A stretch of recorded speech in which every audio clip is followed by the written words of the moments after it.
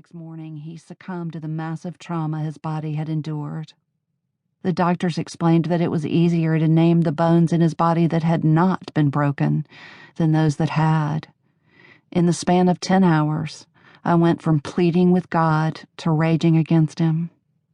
In the end, I decided that the only reason to live when life hurt so very badly was if so doing could help other people who were suffering. Tad was prophetic when he said that Canine Assistants would give purpose to my life, though he couldn't have imagined the circumstances that made it so.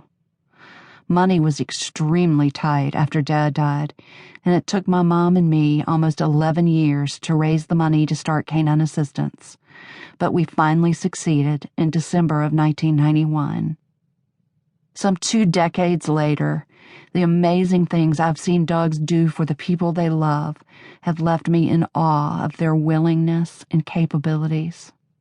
From encouraging a 6-year-old boy to say his first word, to predicting seizures some 20 minutes before they happen, to pulling a semi-conscious man out of a burning house, the dogs I work with have done truly heroic things.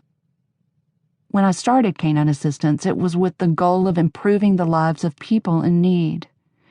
Fairly quickly, I realized that our dogs have that part covered. They do it naturally.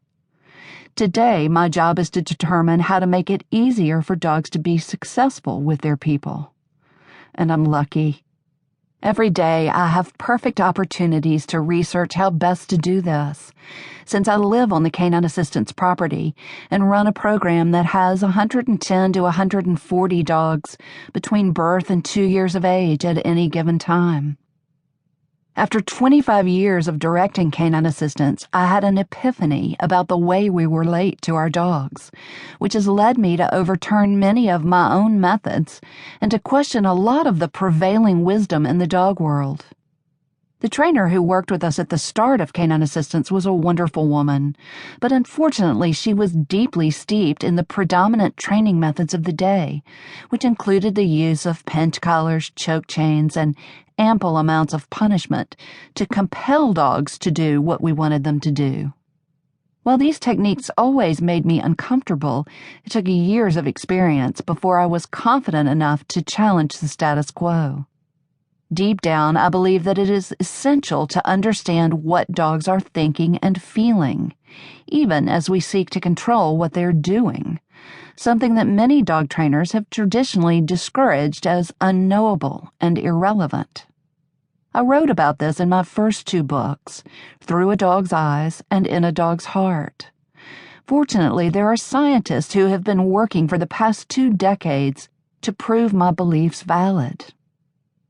Among the first of these scientists were Vilmos Jai, Adam Miklosi, and Josef Topol in the Department of Ethology at Eötvös Loránd University in Budapest.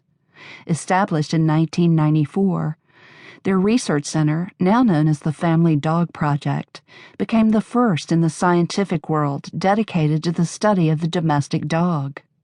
Before the Family Dog Project, most scientists had dismissed dogs as unworthy of serious study, believing their behavior was contaminated by the interference of humans. The willingness of these scientists to brave intense criticism emboldened others interested in canine cognition and related fields to follow suit. Today, dogs are the primary focus in numerous animal research centers in prestigious institutions such as Yale University, Duke University, and the Max Planck Institute. What we know about dogs is increasing on an almost weekly basis. It is a fantastic point in history for those of us who love dogs.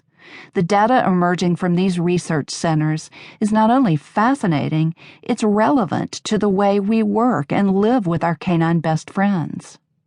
When I first met Adam Miklosi, he told me that the goal of the Family Dog Project was to publish their findings from work with dogs in the lab so that others could put them to use in the world in practical ways.